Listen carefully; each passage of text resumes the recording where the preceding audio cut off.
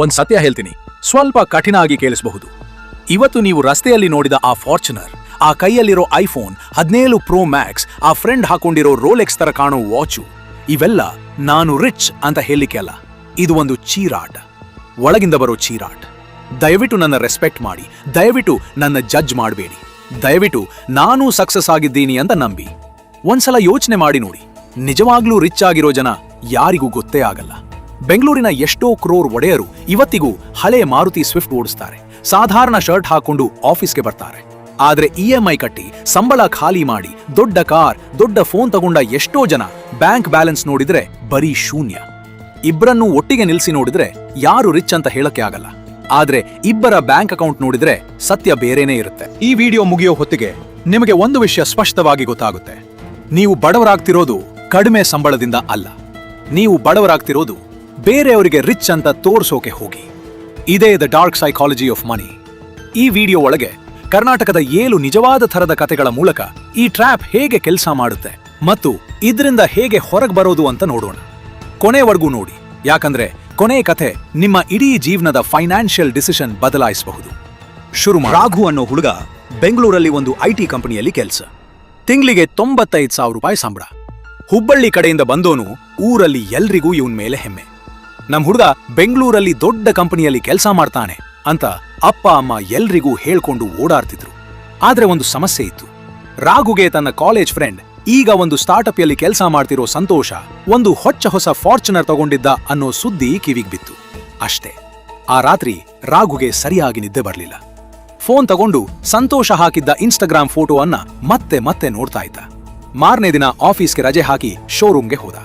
Sales person, sir, on road price 38 ಲಕ್ಷ ರೂಪಾಯಿ, EMI 58,000 ರೂಪಾಯಿ ಫಾರ್ 7 ಇಯರ್ಸ್ ಅಂದಾಗ ಮನಸ್ಸಲ್ಲಿ ಒಂದು ಸಣ್ಣ ವಾಯ್ಸ್, ಬೇಡ, ಇದು ದೊಡ್ಡ ಮೊತ್ತ, ಸಂಬಳದ ಅರ್ಧಕ್ಕಿಂತ ಜಾಸ್ತಿ ಅಂತು.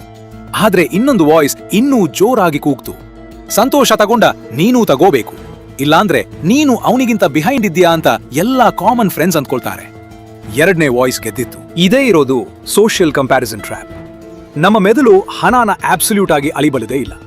ಒಬ್ಬ ನೋಬೆಲ್ ಪ್ರೈಸ್ ವಿನ್ನರ್ ಆರ್ಥಿಕ ತಜ್ಞ ಡ್ಯಾನಿಯಲ್ ಕಾನಮನ್ ಹೇಳ್ತಾರೆ, ಮನುಷ್ಯ ತನ್ನ ಹತ್ರ ಎಷ್ಟಿದೆ ಅಂತ ಅಲ್ಲ, ಪಕ್ಕದವರಿಗೆ ಹೋಲಿಸಿ ಎಷ್ಟಿದೆ ಅಂತ ಮಾತ್ರ ಯೋಚನೆ ಮಾಡ್ತಾನೆ. ಇದನ್ನೇ ರಿಲೇಟಿವ್ ವೆಲ್ತ್ ಪರ್ಸೆಪ್ಷನ್ ಅಂತಾರೆ. 95,000 ರೂಪಾಯಿ ಸಂಬಳ ಹುಬ್ಬಳ್ಳಿ ಸ್ಟ್ಯಾಂಡರ್ಡ್ಗೆ ದೊಡ್ಡ ಮೊತ್ತ. ಆದ್ರೆ ಒಂದು ಸ್ಟಾರ್ಟ್ಅಪ್ ಫೌಂಡರ್ ಫ್ರೆಂಡ್ ಜೊತೆ ಹೋಲಿಸಿಕೊಂಡ ಕ್ಷಣ ಅದೇ 95,000 ರೂಪಾಯಿ ಚಿಕ್ಕದಾಗಿ ಕಾಣೋಕೆ ಶುರುವಾಯಿತು. ಸಂಬಳ ಬದಲಾಗಿರ್ಲಿಲ್ಲ, ಬದಲಾಗಿದ್ದು ಹೋಲಿಕೆಯ ಪಾಯಿಂಟ್ ಮಾತ್ರ. ರಾಘು ಕೊನೆಗೆ ಫಾರ್ಚುನರ್ ತಗೊಂಡ. ಮೊದಲ 1 ವಾರ ಫುಲ್ ಖುಷಿ. ಗಾಡಿ ಒಳಗೆ ಕೂತು ಸೆಲ್ಫಿ, ಗಾಡಿ ಪಕ್ಕದಲ್ಲಿ ನಿಂತು ಫೋಟೋ, ಇನ್ಸ್ಟಾಗ್ರಾಮ್ನಲ್ಲಿ ಕ್ಯಾಪ್ಷನ್, ಡ್ರೀಮ್ ಅಚೀವ್ಡ್. ಲೈಕ್ಸ್ ಬಂತು, ಕಮೆಂಟ್ಸ್ ಬಂತು, ಒಂದು ಕ್ಷಣಕ್ಕೆ ಮನಸ್ಸಿಗೆ ಸಮಾಧಾನ ಆಯಿತು. ಆದ್ರೆ 2ನೇ ತಿಂಗಳಿಂದ 58,000 ರೂಪಾಯಿ EMI, 15,000 ರೂಪಾಯಿ ರೆಂಟ್, 4,000 ರೂಪಾಯಿ ಇನ್ಶೂರೆನ್ಸ್, 6,000 ರೂಪಾಯಿ ಫ್ಯೂಯಲ್. ರಾಘುನ ಸಂಬಳ ಇನ್ನೂ 95,000 ರೂಪಾಯಿ ಆದ್ರೂ ಕೈಗೆ ಉಳಿಯೋದು ಬರೀ 8,000 ರೂಪಾಯಿಯಿಂದ 10,000 ರೂಪಾಯಿವರೆಗೆ. 6 ತಿಂಗಳ ನಂತರ ಒಂದು ದಿನ ಇವನ ಅಪ್ಪನಿಗೆ ಹೃದಯದ ಸಮಸ್ಯೆಯಾಗಿ ಆಸ್ಪತ್ರೆಗೆ 2 ಲಕ್ಷ ರೂಪಾಯಿ ಬೇಕಾಗಿ ಬಂತು. ರಾಘುನ ಹತ್ರ ಒಂದೇ 1 ರೂಪಾಯಿ ಸೇವಿಂಗ್ಸ್ ಇರಲಿಲ್ಲ. ಕ್ರೆಡಿಟ್ ಕಾರ್ಡಿಂದ ಲೋನ್ ತಗೋಬೇಕಾಗಿ ಬಂತು, ಅದು 36% ಇಂಟ್ರೆಸ್ಟ್ನಲ್ಲಿ. ಆ ಫಾರ್ಚುನರ್ ಆಗ ಇವನ್ ಗರಾಜ್ನಲ್ಲಿ ಸುಮ್ಮನೆ ನಿಂತಿತ್ತು, ಯಾವ ಪ್ರಯೋಜನಕ್ಕೂ ಬರಲಿಲ್ಲ. ನಿಮ್ಮ ಕಾರ್, ನಿಮ್ಮ ಫೋನ್ ಬೇರೆಯವರ ಐಸ್ಗೋಸ್ಕರ ಖರೀದಿ ಮಾಡಿದ್ರೆ ನೀವು ಆ ಐಸ್ಗಲ್ ಓನರ್ ಆಗ್ತೀರಾ, ನಿಮ್ಮ ಸ್ವಂತ ಜೀವನದ ಓನರ್ ಅಲ್ಲ. ಸಂತೋಷಗೆ ಫಾರ್ಚುನರ್ ಇರೋದ್ರಿಂದ ರಾಘುಗೆ ಒಂದೇ 1 ರೂಪಾಯಿ ಲಾಭ ಆಗಲ್ಲ. ಆದ್ರೆ ಆ ಒಂದು ಗಾಡಿ ರಾಘುನ ಇಡೀ ಫೈನಾನ್ಷಿಯಲ್ ಫ್ಯೂಚರ್ ಅನ್ನ 7 ವರ್ಷ ಬಂಧನದಲ್ಲಿ ಇಟ್ಬಿಡತ್ತೆ. ಪ್ರಶಾಂತ್ ಮಂಗಳೂರಲ್ಲಿ ಒಂದು ಬ್ಯಾಂಕ್ ಉದ್ಯೋಗಿ, ಸಂಬಳ 52,000 ರೂಪಾಯಿ. ಮದುವೆ ಆದ ಹೊಸತು ಜೀವನ ಚೆನ್ನಾಗಿ ಶುರುವಾಗಬೇಕು ಅಂತ ಆಸೆ. ಮೊದಲು ಫೋನ್ EMI ಶುರುವಾಯಿತು. ಬರೀ 2,000 ರೂಪಾಯಿ ಒಂದು ತಿಂಗಳಿಗೆ, ಚಿಕ್ಕ ಮೊತ್ತ. ಆಮೇಲೆ ಟಿವಿ EMI, ಇದು 1,800 ರೂಪಾಯಿ ಮಾತ್ರ. ಆಮೇಲೆ ಫರ್ನಿಚರ್ EMI, ರೆಫ್ರಿಜರೇಟರ್ EMI ಮತ್ತು ಹೂನ್ಮೂನ್ ಟ್ರಿಪ್ಗೆ ಒಂದು ಪರ್ಸನಲ್ ಲೋನ್ EMI. ಒಂದೊಂದು ಚಿಕ್ಕ ಮೊತ್ತ ಅಂತ ಅನ್ಸಿತ್ತು ತಗೊಳ್ಳೋ ಕ್ಷಣದಲ್ಲಿ. ಪ್ರಶಾಂತ್ಗೆ ಪ್ರತಿ ಸಾರಿನೂ ಅನಿಸ್ತಿತ್ತು, ಇದೊಂದೇ, ಇನ್ಮೇಲೆ ಬೇರೆ ಏನೂ ತಗೊಳ್ಳಲ್ಲ. ಒಂದು ದಿನ ಇವನ್ ಹೆಂಡತಿ ಕುಳಿತು ಎಲ್ಲಾ ಬಿಲ್ಗಳ ಒಟ್ಟು ಸೇರಿಸಿ ಲೆಕ್ಕ ಹಾಕಿದ್ರೆ ಇವನ್ ಮೇಲೆ ಒಟ್ಟು 7 EMIಗಳು. Phone, TV, furniture, refrigerator, honeymoon loan, credit card minimum due ಮತ್ತು ಒಂದು 2 ವೀಲರ್ EMI. ಪ್ರತಿ ತಿಂಗಳ ಒಟ್ಟು EMI 34,000 ರೂಪಾಯಿ. ಸಂಬಳದ 3ರಲ್ಲಿ 2 ಭಾಗ ಬರೀ EMIಗೆ ಹೋಗ್ತಿತ್ತು. ಇನ್ಮೇಲೆ ಒಂದೂ ಇಎಂಐ ಬೇಡ ಅಂತ ಆ ದಿನವೇ ಇಬ್ಬರು ನಿರ್ಧಾರ ಮಾಡಿದ್ರು. ಇದನ್ನ ಇಕಾನಮಿಸ್ಟ್ಗಳು ಪೇನ್ ಆಫ್ ಪೇಯಿಂಗ್ ಅಂತಾರೆ. ನಗದು ಕೊಟ್ರೆ ಕೈಯಿಂದ ಹಣ ಹೋಗಿದ್ದು ಕಣ್ಣಿಗೆ ಕಾಣುತ್ತೆ, ಮೆದುಳಿಗೆ ಒಂದು ಸಣ್ಣ ನೋವಾಗುತ್ತೆ. ಆದ್ರೆ ಇಎಂಐ ಕ್ರೆಡಿಟ್ ಕಾರ್ಡ್ ಬಳಸಿದಾಗ ಈ ನೋವನ್ನ ಮೆದುಳು ಫ್ಯೂಚರ್ಗೆ ಮುಂದೂಡುತ್ತೆ. ಇವತ್ತು ಸ್ವೈಪ್ ಮಾಡಿದಾಗ ಯಾವ ನೋವು ಆಗಲ್ಲ. ಆದ್ದರಿಂದ ನಾವು ಇದೊಂದೇ ಸ್ಮಾಲ್ ಇಎಂಐ ತಾನೆ ಅಂತ ಸುಲಭವಾಗಿ ಒಪ್ಕೊಳ್ತೀವಿ. ಆದ್ರೆ ಒಂದೊಂದೇ ಇಎಂಐ ಸೇರಿ ಒಂದು ದಿನ ಇಡೀ ಸಂಬಳ ಸಾಲ ಕಟ್ಟೋಕೆ ಹೋಗುತ್ತೆ. ಆಗ ಮಾತ್ರ ಸತ್ಯ ಎಷ್ಟು ಭಯಂಕರ ಅಂತ ಗೊತ್ತಾಗುತ್ತೆ. ಬ್ಯಾಂಕ್ಗಳಿಗೆ, ಎನ್ಬಿಎಫ್ಸಿಗಳಿಗೆ ಈ ಸೈಕಾಲಜಿ ಚೆನ್ನಾಗಿ ಗೊತ್ತು. ಅದಕ್ಕೆ ನೋ ಕಾಸ್ಟ್ ಇಎಂಐ ಅನ್ನೋ ಪದ ಜಾಹೀರಾತಲ್ಲಿ ಬಳಸ್ತಾರೆ. ಆದ್ರೆ ನಿಜವಾಗ್ಲೂ ನೋ ಕಾಸ್ಟ್ ಅನ್ನೋ ಒಂದು ಇಎಂಐ ಇಲ್ಲ. ಎಲ್ಲೋ ಒಂದು ಕಡೆ ಪ್ರಾಸೆಸಿಂಗ್ ಫೀ ಅಥವಾ ಪ್ರಾಡಕ್ಟ್ನ ಪ್ರೈಸ್ ಒಳಗೆ ಇಂಟ್ರೆಸ್ಟ್ ಹೈಡ್ ಆಗಿರುತ್ತೆ. ಪ್ರಶಾಂತ್ಗೆ ಇದೆಲ್ಲ ಗೊತ್ತಾಗಬೇಕಾದ್ರೆ 2 ವರ್ಷ ಆಗಿತ್ತು. ಮತ್ತು ಇವನ ಸಂಬಳ ಬೆಳವಣಿಗೆ ಆಗಿದ್ರೂ ಸೇವಿಂಗ್ಸ್ ಮಾತ್ರ 0 ಆಗಿತ್ತು. ಲೆಸನ್: ಇಎಂಐ ಒಂದು ಟೂಲ್ ತಪ್ಪಲ್ಲ, ಆದ್ರೆ ಇಎಂಐ ಅನ್ನೋದು ನಾನು ಇದನ್ನ ಅಫೋರ್ಡ್ ಮಾಡಬಲ್ಲೆ ಅಂತ ಅರ್ಥ ಅಲ್ಲ. ಇವತ್ತಿನ ನೋವನ್ನ ನಾಳೆಗೆ ಮುಂದೂಡಿದೆ ಅಂತ ಅರ್ಥ. ಪ್ರತಿ ಸಾರಿ ಹೊಸ ಇಎಂಐ ಶುರು ಮಾಡೋ ಮೊದಲು ಈಗಿರೋ ಎಲ್ಲಾ ಇಎಂಐಗಳ ಒಟ್ಟು ಎಷ್ಟು ಅಂತ ಚೆಕ್ ಮಾಡ್ಕೊಳ್ಳಿ. ಇಷ್ಟೊತ್ತಿಗೆ 2 ಕಥೆ ಆಯ್ತು. ರಾಘು ಬೇರೆಯವ್ರ ಜೊತೆ ಕಾಂಪೀಟ್ ಮಾಡಕ್ ಹೋಗಿ 38 ಲಕ್ಷ ರೂಪಾಯಿ ಸಾಲ. ಪ್ರಶಾಂತ್ ಒಂದೊಂದೇ ಚಿಕ್ಕ ಇಎಂಐ ಸೇರಿ ಸಂಬಳದ 3ರಲ್ಲಿ 2 ಭಾಗ ಸಾಲಕ್ ಹೋದ ಕಥೆ. ಎರಡೂ ಕಥೆಗಳಲ್ಲಿ ಒಂದೇ ಪ್ಯಾಟರ್ನ್ ಕಾಣ್ತಿದೆ. ದೊಡ್ಡ ಡಿಸಿಷನ್ ಒಂದೇ ಸಾರಿಗ ಆಗಲ್ಲ. ಚಿಕ್ಕ ಇದೊಂದೇ ಅನ್ನೋ ಡಿಸಿಷನ್ಗಳು ಸೇರಿ ಒಂದು ದೊಡ್ಡ ಫೈನಾನ್ಷಿಯಲ್ ಟ್ರ್ಯಾಪ್ ಆಗ್ಬಿಡುತ್ತೆ.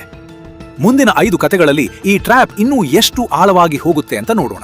ನಿಮಗ್ ಗೊತ್ತಾ, ಒಂದು ಮಧ್ಯಮ ವರ್ಗದ ಬೆಂಗಳೂರು ಫ್ಯಾಮಿಲಿ ಮಗಳ ಮದುವೆಗೆ 40 ಲಕ್ಷ ರೂಪಾಯಿ ಖರ್ಚು ಮಾಡಿದ ಕಥೆ ಇದೆ. ಅಪ್ಪ ಒಂದು ಸರ್ಕಾರಿ ಕೆಲಸದಲ್ಲಿ 30 ವರ್ಷ ದುಡಿದೋನು. ರಿಟೈರ್ ಆಗೋ ಮೊದಲೇ ತಮ್ಮ ರಿಟೈರ್ಮೆಂಟ್ ಫಂಡ್ ಮುಟ್ಕೊಂಡ್ರು. ಬ್ಯಾಂಕಿಂದ ಲೋನ್, ಸ್ವಲ್ಪ ಗೋಲ್ಡ್ ಸೆಲ್, ಪ್ರಾವಿಡೆಂಟ್ ಫಂಡಿಂದ ವಿತ್ಡ್ರಾಲ್ ಎಲ್ಲ ಸೇರಿಸಿ 40 ಲಕ್ಷ ರೂಪಾಯಿ ಮಾಡಿದ್ರು. ಬರೀ ಮಂಟಪ ಡೆಕೋರೇಷನ್ಗೆ 8 ಲಕ್ಷ ರೂಪಾಯಿ, ಕೇಟರಿಂಗ್ಗೆ 12 ಲಕ್ಷ ರೂಪಾಯಿ, ಬ್ಯಾಂಡ್ ಮತ್ತು ಫೋಟೋಗ್ರಫಿಗೆ 5 ಲಕ್ಷ ರೂಪಾಯಿ. ಯಾಕಿಷ್ಟು ದೊಡ್ಡ ಮದುವೆ ಬೇಕಿತ್ತು?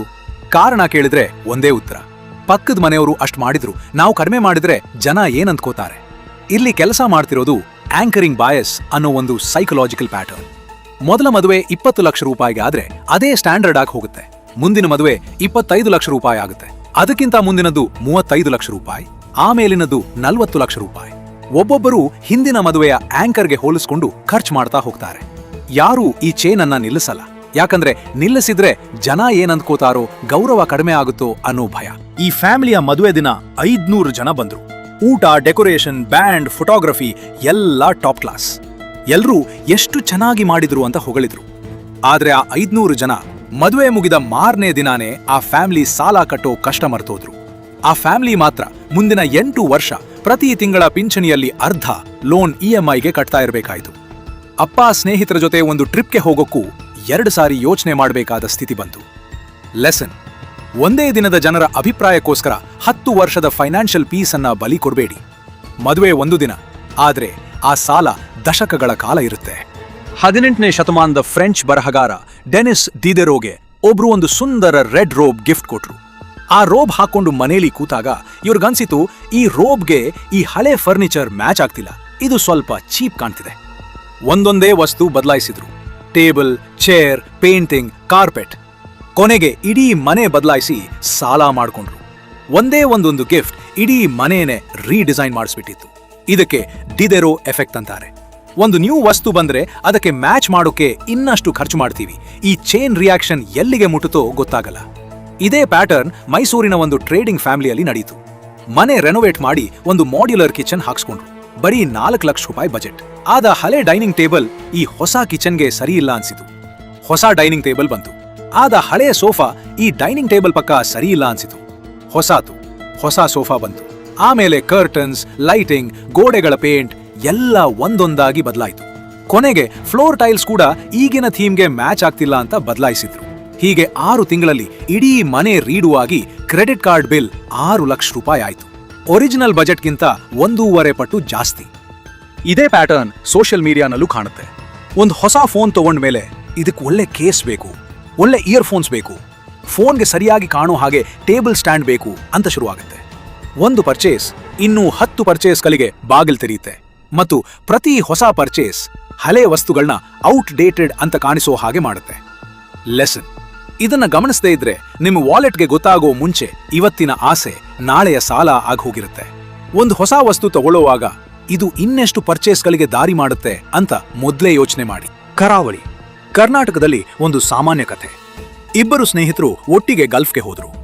ಇಬ್ಬರಿಗೂ ಬಹುತೇಕ ಒಂದೇ ಸಂಬಳ. 8 ವರ್ಷ ದುಡಿದು ಇಬ್ಬರು ಊರಿಗೆ ವಾಪಸ್ ಬಂದ್ರು. ಮೊದಲನೆಯವನು ಪ್ರತಿ ಸಾರಿ ಊರಿಗೆ ಬಂದಾಗ ಫ್ಯಾಮಿಲಿಗೆ ಗೋಲ್ಡ್, ಫ್ರೆಂಡ್ಸ್ಗೆ ದೊಡ್ಡ ಪಾರ್ಟಿ, ಹೊಸ ಬಟ್ಟೆ, ಹೊಸ ಪರ್ಫ್ಯೂಮ್ ತಗೊಂಡ. ಊರಲ್ಲಿ ಎಲ್ರೂ ಇವನು ಗಲ್ಫ್ ಕಂಪ್ನಿ ಚೆನ್ನಾಗ್ ದುಡ್ತಾನೆ ಅಂತ ರೆಸ್ಪೆಕ್ಟ್ ಕೊಡ್ತಿದ್ರು. ಪ್ರತಿ ಸಾರಿ ವಾಪಸ್ ಬಂದಾಗ್ಲೂ ಇನ್ನೂ ಜಾಸ್ತಿ ಶೋ ಮಾಡಬೇಕು ಅನ್ನೋ ಒತ್ತಡ ಬೆಳ್ತಾ ಇತ್ತು. ಆದ್ರೆ 8 ವರ್ಷ ಆದ್ಮೇಲೆ ಇವನ ಹತ್ರ ಸೇವಿಂಗ್ಸ್ ಬರೀ 3 ಲಕ್ಷ ರೂಪಾಯಿ. ಎರಡನೇವನು ಪ್ರತಿ ಸಾರಿ ಊರಿಗೆ ಬಂದಾಗ್ಲೂ ಸುಮ್ಮನೆ ಇದ್ದ, ಪಾರ್ಟಿ ಮಾಡ್ಲಿಲ್ಲ, ದೊಡ್ಡ ಗೋಲ್ಡ್ ತಗೊಳ್ಳಿಲ್ಲ. ಬದ್ಲಿಗೆ ಪ್ರತಿ ವರ್ಷ ಸ್ವಲ್ಪ ಸ್ವಲ್ಪ ಹಣ ಸೇರಿಸಿ ಒಂದು ಜಮೀನು ತಗೊಂಡ. ಆಮೇಲೆ ಒಂದು ಸಣ್ಣ ಮನೆ ಕಟ್ಕೊಂಡ. ಜನ ಇವನ್ ಬಗ್ಗೆ ಜಿಪುಣ, ಇಷ್ಟು ಗಲ್ಫಿಂದ ಬಂದ್ರು ಒಂದು ಪಾರ್ಟಿ ಕೂಡ ಕೊಡಲ್ಲ ಅಂತ ಆಡ್ಕೊಂಡಿದ್ರು ಇವನು ಗಮನ ಕೊಡ್ಲಿಲ್ಲ. 8 ವರ್ಷದ ನಂತರ ಇವನ್ ನೆಟ್ ವರ್ತ್ 80 ಲಕ್ಷ ರೂಪಾಯಿ. ಜಮೀನಿನ ಬೆಲೆ ಬೆಳೆದಿದ್ದೂ ಸೇರಿ ದಿದ್ದೂ ಸೇರಿ. ಉತ್ತರ ಕರ್ನಾಟಕದ ಒಬ್ಬ ರೈತ ಒಳ್ಳೆ ಫಸಲ್ ಬಂದು 4 ಲಕ್ಷ ರೂಪಾಯಿ ಪ್ರಾಫಿಟ್ ಆಯ್ತು. ಇವನ ಮನಸ್ಸಲ್ಲಿ 2 ದಾರಿ. ಒಂದು, ಆ ಹಣನ FD ಅಥವಾ ಇನ್ನೊಂದು ಜಮೀನಿನಲ್ಲಿ ಇನ್ವೆಸ್ಟ್ ಮಾಡುವುದು. ಎರಡನೇದು, ಊರಲ್ಲಿ 2-3 ಇಟ್ಕೊಂಡಿರೋ ಟ್ರ್ಯಾಕ್ಟರ್ಗಿಂತ ದೊಡ್ಡ ಹೊಸ ಮಾಡೆಲ್ ಟ್ರ್ಯಾಕ್ಟರ್ ತಗೊಳ್ಳೋದು. ಇವನು ಎರಡನೇದನ್ನ ಆರಿಸ್ಕೊಂಡ. ಯಾಕೆ ಗೊತ್ತಾ? ಸೈಕಾಲಜಿಯಲ್ಲಿ ಒಂದು ಕಾನ್ಸೆಪ್ಟ್ ಇದೆ, ಲಾಸ್ ಅವರ್ಷನ್. ಇವತ್ತು 4 ಲಕ್ಷ ರೂಪಾಯಿ ಪ್ರಾಫಿಟ್ ಆಗಿದ್ರು ಮುಂದಿನ ವರ್ಷ ಮಳೆ ಸರಿಯಿಲ್ಲದೆ ಫಸಲ್ ಕೆಟ್ಟೋದ್ರೆ ಏನು ಅನ್ನೋ ಭಯ ರೈತರ ಮನಸ್ಸಲ್ಲಿ ಆಳವಾಗಿ ಕೂತಿರತ್ತೆ. ಆ ಭಯ ಇರೋವಾಗ್ಲೇ ಒಂದು ವಿಚಿತ್ರ ರಿಯಾಕ್ಷನ್ ಬರುತ್ತೆ. ಫ್ಯೂಚರ್ಗೆ ಸೇವ್ ಮಾಡೋ ಬದಲು ಈಗಿನ ಸಂತೋಷ ಅಷ್ಟು ಬೇಗ ಎಂಜಾಯ್ ಮಾಡ್ಕೋಬೇಕು. ಯಾಕಂದ್ರೆ ಮೆದುಳಿಗೆ ಒಳಗೊಳಗೆ ಗೊತ್ತು, ಈ ದುಡ್ಡು ನಾಳೆ ಇರುತ್ತೋ ಇಲ್ವೋ. ಇದೇ ಕಾರಣಕ್ಕೆ ಲಾಟರಿ ಗೆದ್ದ ಜನ, ಸಡನ್ ಬೋನಸ್ ಸಿಕ್ಕ ಜನ ಬೇಗ ಖರ್ಚು ಮಾಡ್ತಾರೆ. ಆ ಹಣ ಪರ್ಮನೆಂಟ್ ಅಲ್ಲ ಅಂತ ಮನಸ್ಸಿನ ಆಳದಲ್ಲಿ ಗೊತ್ತಿರೋದ್ರಿಂದ. ಆ ರೈತ ಆ ಟ್ರ್ಯಾಕ್ಟರ್ ತಗೊಂಡ ಮೇಲೆ ಮುಂದಿನ ವರ್ಷ ನಿಜವಾಗ್ಲೂ ಮಳೆ ಸರಿಯಾಗಿ ಆಗ್ಲಿಲ್ಲ. ಲೋನ್ ಕಟ್ಟೋಕೆ ಇನ್ನೊಂದು ಜಮೀನಿನ ಒಂದು ಭಾಗ ಮಾರ್ಬೇಕಾಯ್ತು. ಆ ಹೊಸ ಟ್ರ್ಯಾಕ್ಟರ್ ಆ ವರ್ಷ ಬಳಸೋಕೂ ಆಗ್ಲಿಲ್ಲ, ಯಾಕಂದ್ರೆ ಫಸಲೇ ಇರ್ಲಿಲ್ಲ. ಲೆಸನ್: ಅನಿರೀಕ್ಷಿತ ಲಾಭ ಬಂದಾಗ್ಲೇ ಜಾಗ್ರತೆ ಬೇಕು. ಯಾಕಂದ್ರೆ ಆ ಕ್ಷಣದಲ್ಲೇ ಮೆದುಳು ಇದನ್ನ ಬೇಗ ಖರ್ಚು ಮಾಡುವಂತ ಒತ್ತಾಯ ಮಾಡುತ್ತೆ. ಒಳ್ಳೆ ವರ್ಷ ಬಂದಾಗ ಅರ್ಧ ಲಾಭನ ಕೆಟ್ಟ ವರ್ಷಕ್ಕೆ ಎತ್ತಿರೋದೇ ನಿಜವಾದ ಬುದ್ಧಿವಂತಿಕೆ. ಇಷ್ಟೆಲ್ಲ ಡಾರ್ಕ್ ಸೈಕಾಲಜಿ ನೋಡಿದ್ಮೇಲೆ ಒಂದು ಬೆಳಕಿನ ಕಥೆ ಕೇಳಿ. ಬೆಂಗಳೂರಿನ ಒಂದು ಸಾಫ್ಟ್ವೇರ್ ಕಪಲ್, ಇಬ್ರೂ ಜೊತೆಗೆ 1.8 ಲಕ್ಷ ರೂಪಾಯಿ ಸಂಬಳ. 8 ವರ್ಷ ಇವರು ಒಂದೇ ಒಂದು ದೊಡ್ಡ ಕಾರ್ ತಗೊಳ್ಳಿಲ್ಲ, ಒಂದೇ ಒಂದು ಫಾರಿನ್ ಟ್ರಿಪ್ ಸೋಷಿಯಲ್ ಮೀಡಿಯಾಗೆ ಹಾಕ್ಲಿಲ್ಲ. ದುಬಾರಿ ರೆಸ್ಟೋರೆಂಟ್ಗೆ ವಾರಕ್ಕೆ 1 ಸಾರಿ ಮಾತ್ರ ಹೋಗ್ತಿದ್ರು. ಪ್ರತಿ ತಿಂಗಳ ಸಂಬಳ ಬಂದ ತಕ್ಷಣ ಮೊದಲು 80,000 ರೂಪಾಯಿ SIP ಮತ್ತು ಸೇವಿಂಗ್ಸ್ಗೆ ಹೋಗ್ತಿತ್ತು. ಆಮೇಲೆ ಉಳಿದಿದ್ರಲ್ಲಿ ಜೀವನ. ಫ್ರೆಂಡ್ಸ್ ಎಲ್ಲ ಇವ್ರಿಗೇನೋ ಪ್ರಾಬ್ಲಮ್, ಇಷ್ಟು ಸಂಬಳ ಇದ್ರು ಯಾಕಿಷ್ಟು ಸಿಂಪಲ್ ಆಗಿ ಬದುಕ್ತಾರೆ ಅಂತ ಅಂದ್ಕೊಂಡಿದ್ರು.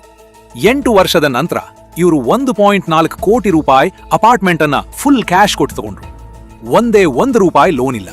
ಅದೇ ಫ್ರೆಂಡ್ಸ್ ಈಗ ಇವ್ರು ಮನೆಗೆ ಬಂದಾಗ ಇಷ್ಟೆಲ್ಲ ಹೇಗ್ ಮಾಡಿದ್ರಿ ಅಂತ ಆಶ್ಚರ್ಯಪಟ್ರು. ಇದನ್ನೇ ಅಮೆರಿಕನ್ ಬರಹಗಾರ ಥಾಮಸ್ ಸ್ಟ್ಯಾನ್ಲಿ ತನ್ನ ಪುಸ್ತಕ ದ ಮಿಲಿಯನೇರ್ ನೆಕ್ಸ್ಟ್ ಡೋರ್ ನಲ್ಲಿ ಹೇಳ್ತಾರೆ. ನಿಜವಾದ ಮಿಲಿಯನೇರ್ಗಳು ಸಾಧಾರಣ ಮನೆಯಲ್ಲಿ ಸಾಧಾರಣ ಕಾರ್ನಲ್ಲಿ ಇರ್ತಾರೆ. ಅವ್ರ ವೆಲ್ತ್ ಕಣ್ಣಿಗೆ ಕಾಣಲ್ಲ, ಯಾಕಂದ್ರೆ ಅವರು ಅದನ್ನ ಶೋ ಮಾಡೋಕಿಟ್ಕೊಂಡಿಲ್ಲ, ಬಿಲ್ಡ್ ಮಾಡೋಕಿಟ್ಕೊಂಡಿದ್ದಾರೆ. ಇದಕ್ಕೆ ಕ್ವಾಯಟ್ ವೆಲ್ತ್ ಅಥವಾ ಸ್ಟೆಲ್ತ್ ವೆಲ್ತ್ ಅಂತಾರೆ. ಇದೇ ಪ್ಯಾಟರ್ನ್ ಈ ಹಿಂದೆ ನೋಡಿದ ಮೈಸೂರಿನ ಒಬ್ಬ ಬಿಸ್ನೆಸ್ ಮ್ಯಾನ್ ಹತ್ರನೂ ಕಾಣ್ತೀವಿ. ಹೊರಗೆ ಸಾಧಾರಣ ಜೀವನ, ಒಳಗೆ ದೊಡ್ಡ ಪೋರ್ಟ್ಫೋಲಿಯೋ. ಲೆಸನ್: ನಿಜವಾದ ಫ್ರೀಡಮ್ ಅಂದ್ರೆ ಬೇರೆಯವರಿಗೆ ರಿಚ್ ಅಂತ ಕಾಣಿಸೋದಲ್ಲ, ಬೇರೆಯವರ ಒಪಿನಿಯನ್ಗೆ ನಿಮ್ಮ ಡಿಸಿಷನ್ಸ್ ಬೇಕಾಗಿಲ್ಲ ಅನ್ನೋ ಸ್ಥಿತಿ ತಲುಪೋದು. ಈಗ ಈ ಎಲ್ಲಾ 7 ಕಥೆಗಳ ಹಿಂದೆ ಇರೋ ಒಂದೇ ಸತ್ಯ ಸಿಗುತ್ತೆ. ಮನುಷ್ಯನ ಮೆದುಳು ಇವಾಲ್ವ್ ಆಗಿದ್ದು ಒಂದು ಟ್ರೈಬ್ನಲ್ಲಿ ಸರ್ವೈವ್ ಆಗೋಕೆ. ಸಾವಿರಾರು ವರ್ಷಗಳ ಹಿಂದೆ ಟ್ರೈಬಿಂದ ಹೊರಗೆ ಹಾಕಿಸ್ಕೊಂಡ್ರೆ ಒಬ್ಬಂಟಿಯಾಗಿ ಬದುಕೋಕೆ ಆಗ್ತಿರ್ಲಿಲ್ಲ. ಅರ್ಥ ಬಹುತೇಕ ಸಾವು. ಅದಕ್ಕೆ ನಮ್ಮ ಮೆದುಳಿಗೆ ಬೇರೆಯವರು ಐಸ್ನಲ್ಲಿ ನಾನು ಹೇಗೆ ಕಾಣ್ತೀನಿ ಅನ್ನೋದೇ ಅತಿ ದೊಡ್ಡ ಪ್ರಯಾರಿಟಿ ಆಗಿ ಹೋಗಿದೆ. ಇವತ್ತಿನ ಕಾಲದಲ್ಲಿ ಟ್ರೈಬ್ನಿಂದ ಹೊರಗೆ ಹಾಕೋ ಭಯ ಇಲ್ಲದೆ ಇದ್ರೂ ಆ ಒಳಗಿನ ಇನ್ಸ್ಟಿಂಕ್ಟ್ ಇನ್ನೂ ಅಷ್ಟೇ ಜೋರಾಗಿ ಕೆಲಸ ಮಾಡುತ್ತೆ. ಕಾರ್, ಫೋನ್, ಮಂಗಲ್ಸೂತ್ರ, ಮದುವೆ ಖರ್ಚಾಗಿ ಹೊರಗೆ ಬರುತ್ತೆ. ಮಾರ್ಕೆಟಿಂಗ್ ಕಂಪನೀಸ್ಗೆ ಇದು ಚೆನ್ನಾಗಿ ಗೊತ್ತು. ಅದಕ್ಕೆ ಜಾಹೀರಾತುಗಳಲ್ಲಿ ಯಾವಾಗ್ಲೂ success, status, upgrade your life, you deserve this ಅನ್ನೋ ಪದಗಳ ಬಳಸ್ತಾರೆ. ನಿಮಗೆ ಪ್ರಾಡಕ್ಟ್ ಮಾರೋದಲ್ಲ ಗುರಿ, ನಿಮ್ಮ ಇನ್ಸೆಕ್ಯೂರಿಟಿ ಮಾರೋದು ಗುರಿ. ಒಂದು ಫೋನ್ ಆಡ್ ನಲ್ಲಿ ಫೋನ್ನ ಕ್ಯಾಮೆರಾ ಕ್ವಾಲಿಟಿ ಬಗ್ಗೆ ಮಾತಾಡೋದಕ್ಕಿಂತ ಜಾಸ್ತಿ ನೀವು ಈ ಫೋನ್ ಹಿಡ್ಕೊಂಡ್ರೆ ಎಷ್ಟು ಕೂಲ್ ಕಾಣ್ತೀರಾ ಅಂತ ತೋರ್ಸೋದ್ರ ಮೇಲೆ ಫೋಕಸ್ ಇರುತ್ತೆ. ಇದೇ EMI ಕಂಪನೀಸ್ಗೂ ಅನ್ವಯಿಸುತ್ತೆ. ಇವತ್ತೇ ಬದುಕಿ ನಾಳೆ ಚಿಂತೆ ಮಾಡಿ ಅನ್ನೋ ಸಂದೇಶ ಪ್ರತಿ ಆಡ್ ಒಳಗೂ ಅಡಗಿರುತ್ತೆ. ಸೋಷಿಯಲ್ ಮೀಡಿಯಾ ಇನ್ನೊಂದು ಲೇಯರ್ ಸೇರಿಸಿದೆ. ಒಂದ್ ಫೋಟೋ ಹಾಕಿದಾಗ ಬರೋ ಲೈಕ್ಸ್ ಮೆದುಳಿನಲ್ಲಿ ಡೋಪಮೀನ್ ಬಿಡುಗಡೆ ಮಾಡುತ್ತೆ. ಇದೇ ಫೀಲಿಂಗ್ ಸಣ್ಣ ಪ್ರಮಾಣದಲ್ಲಿ ಜೂಜು ಆಡಿದಾಗ ಸಿಗೋ ಫೀಲಿಂಗ್ಗೆ ಹತ್ತಿರ. ಪ್ರತಿ ಸಾರಿ ಒಂದು ದುಬಾರಿ ವಸ್ತು ಕೊಂಡು ಫೋಟೋ ಹಾಕಿ ಲೈಕ್ಸ್ ಸಿಕ್ಕಾಗ ಮೆದುಳಿಗೆ ಒಂದು ಸಣ್ಣ ರಿವಾರ್ಡ್ ಸಿಗುತ್ತೆ. ಈ ರಿವಾರ್ಡ್ ಲೂಪ್ ಪ್ರತಿ ಸಾರಿ ಇನ್ನೊಂದು ದುಬಾರಿ ವಸ್ತು ಕೊಳ್ಳೋಕೆ ಪ್ರೇರೇಪಿಸುತ್ತೆ. ಈ ಎಲ್ಲಾ 7 ಕಥೆಗಳಲ್ಲಿ ಒಂದು ಕಾಮನ್ ಥ್ರೆಡ್ ಗಮನಿಸಿ. ಪ್ರತಿ ಸಾರಿಯೂ ದುಡ್ಡು ಖರ್ಚಾಗಿದ್ದು ಒಂದು ನೀಡ್ಗೋಸ್ಕರ ಅಲ್ಲ, ಒಂದು ಫೀಲಿಂಗ್ಗೋಸ್ಕರ. ರಾಘುಗೆ ಕಾರ್ ಬೇಕಿತ್ತು ಅಲ್ಲ, ಸಂತೋಷಗಿಂತ ಕಡಿಮೆ ಇಲ್ಲ ಅನ್ನೋ ಫೀಲಿಂಗ್ ಬೇಕಿತ್ತು. ಆ ಫ್ಯಾಮಿಲಿಗೆ ದೊಡ್ಡ ಮದುವೆ ಬೇಕಿರ್ಲಿಲ್ಲ, ಜನ ನಮ್ಮ ರೆಸ್ಪೆಕ್ಟ್ ಮಾಡಬೇಕು ಅನ್ನೋ ಫೀಲಿಂಗ್ ಬೇಕಿತ್ತು. ಒಂದು ಸಾರಿ ಈ ಪ್ಯಾಟರ್ನ್ ಕಣ್ಣಿಗೆ ಕಾಣಿಸ್ಕೊಂಡ್ರೆ ಪ್ರತಿ ಪರ್ಚೇಸ್ ಡಿಸಿಷನ್ನಲ್ಲೂ ಇದೇ ಪ್ರಶ್ನೆ ಕೇಳ್ಕೊಳ್ಳೋಕೆ ಶುರುವಾಗುತ್ತೆ. ಈ ಡಾರ್ಕ್ ಸೈಕಾಲಜಿಯಿಂದ ಹೊರಗೆ ಬರೋಕೆ ಸಣ್ಣ ಆದ್ರೆ ಪವರ್ಫುಲ್ ಆದ 4 ಸ್ಟೆಪ್ಸ್ ಸಾಕು. 1. ಪ್ರತಿ ದೊಡ್ಡ ಪರ್ಚೇಸ್ ಮಾಡೋ ಮೊದಲು ಒಂದೇ ಪ್ರಶ್ನೆ ಕೇಳ್ಕೊಳ್ಳಿ. ಇದ್ ನಾನು ತಗೋತಿರೋದು ಯಾಕೆ? ನನಗೋಸ್ಕರವಾ, ಬೇರೆಯವ್ರಿಗೋಸ್ಕರವಾ? ಈ ಒಂದು ಪ್ರಶ್ನೆ ರಾಘುಗೂ ಆ ಮೈಸೂರಿನ ಫ್ಯಾಮಿಲಿಗೂ ಸಾಕಷ್ಟು ದುಡ್ಡು ಉಳಿಸಬಹುದಿತ್ತು. 2. 60-30-10 ರೂಲ್ ಫಾಲೋ ಮಾಡಿ. ಸಂಬಳದ 60% ನೀಡ್ಸ್ಗೆ, 30% ಸೇವಿಂಗ್ಸ್/ಇನ್ವೆಸ್ಟ್ಮೆಂಟ್ಗೆ, 10% ಮಾತ್ರ ವಾಂಟ್ಸ್ಗೆ. ಆ ಸಣ್ಣ ಪರ್ಸೆಂಟೇಜ್ ಒಳಗೆ ಸ್ಟೇಟಸ್ ಪರ್ಚೇಸ್ಗಳು ಬರಬೇಕು, ಇಡೀ ಸಂಬಳ ಅಲ್ಲ. ಪ್ರಶಾಂತ್ನ 7 EMIಗಳು ಈ ರೂಲ್ ಫಾಲೋ ಮಾಡಿದ್ರೆ ಮೊದಲ 3 EMIಗೆ ಆಚೆನೆ ನಿಲ್ತಿತ್ತು, 3. ಪ್ರತಿ EMI ಶುರು ಮಾಡೋ ಮೊದಲು ಇದೊಂದೇ ಸ್ಮಾಲ್ EMI ಅಂತ ಯೋಚನೆ ಮಾಡೋ ಬದಲು ಈಗಿರೋ ಎಲ್ಲ EMIಗಳ ಟೋಟಲ್ ಎಷ್ಟು ಅಂತ ಒಂದು ಕಾಗದದ ಮೇಲೆ ಬರ್ಕೊಳ್ಳಿ. ಆ ಒಂದು ಸಂಖ್ಯೆ ಸತ್ಯ ಎಷ್ಟು ಬೇಗ ತೋರಿಸುತ್ತೆ ಅಂತ ನಿಮಗೆ ಆಶ್ಚರ್ಯ ಆಗುತ್ತೆ. 4. ಕ್ವಾಯಟ್ ವೆಲ್ತ್ ಬಿಲ್ಡ್ ಮಾಡಿ. ಯಾರಿಗೂ ಕಾಣದೇ ಇರೋ ಹಾಗೆ ಸೇವಿಂಗ್ಸ್, ಇನ್ವೆಸ್ಟ್ಮೆಂಟ್ ಬೆಳೆಸ್ಕೊಂಡು ಹೋಗಿ. ಒಂದು ದಿನ ಸಂಬಳಕ್ಕೆ ಮಾತ್ರ ಡಿಪೆಂಡ್ ಆಗದೆ ಇರೋ ಸ್ಥಿತಿ ಬರುತ್ತೆ. ಅದೇ ನಿಜವಾದ ರಿಚ್. ಬೇರೆಯವರ ಐಸ್ಗೆ ಅಲ್ಲ, ನಿಮ್ಮ ಸ್ವಂತ ಬ್ಯಾಂಕ್ ಅಕೌಂಟ್ಗೆ. ರಾಘು, ಪ್ರಶಾಂತ್, ಆ ಮದುವೆ ಮಾಡಿಸಿದ ಫ್ಯಾಮಿಲಿ, ಆ ಗಲ್ಫಿಂದ ಬಂದ ಯುವಕ, ಮೈಸೂರಿನ ಆ ರೆನೋವೇಷನ್ ಫ್ಯಾಮಿಲಿ, ಆ ಉತ್ತರ ಕರ್ನಾಟಕದ ರೈತ, ಇವರೆಲ್ಲ ಒಂದೇ ಟ್ರ್ಯಾಪ್ಗೆ ಬಿದ್ರು. ಬೇರೆಯವರಿಗೆ ರಿಚ್ ಅಂತ ಕಾಣಿಸೋಕೆ ಹೋಗಿ ನಿಜವಾದ ರಿಚ್ ಆಗೋ ದಾರಿನ ಕಳ್ಕೊಂಡ್ರು. ಆ ಸಾಫ್ಟ್ವೇರ್ ಕಪಲ್ ಮಾತ್ರ ಆಪೋಸಿಟ್ ಆಯ್ಕೆ ಮಾಡಿ ಇವತ್ತು ನಿಜವಾದ ಫ್ರೀಡಂನಲ್ಲಿ ಇದ್ದಾರೆ. ಸಾಲ ಇಲ್ದೆ, ಭಯ ಇಲ್ದೆ, ಬೇರೆಯವ್ರ ಜೊತೆ ಕಂಪೀಟ್ ಮಾಡೋ ಒತ್ತಡ ಇಲ್ದೆ. ನೀವು ಯಾವ ಕತೆ ಆಗ್ಬೇಕು ಅಂತ ಬಯಸ್ತೀರಾ? ಈ 7 ಕತೆಗಳಲ್ಲಿ ನಿಮಗೆ ಯಾವ ಸ್ಟೋರಿ ಹೆಚ್ಚು ಗುರುತಿಸ್ಕೊಂಡ್ರಿ ಅಂತ ಕಮೆಂಟ್ನಲ್ಲಿ ಬರೀರಿ. ಈ ವಿಡಿಯೋ ಚೆನ್ನಾಗಿತ್ತು ಅಂದ್ರೆ ಸಬ್ಸ್ಕ್ರೈಬ್ ಮಾಡಿ. ಮುಂದಿನ ವಿಡಿಯೋಯಲ್ಲಿ ಇನ್ನೊಂದು dark psychology of money topic ಜೊತೆ ಸಿಗೋಣ.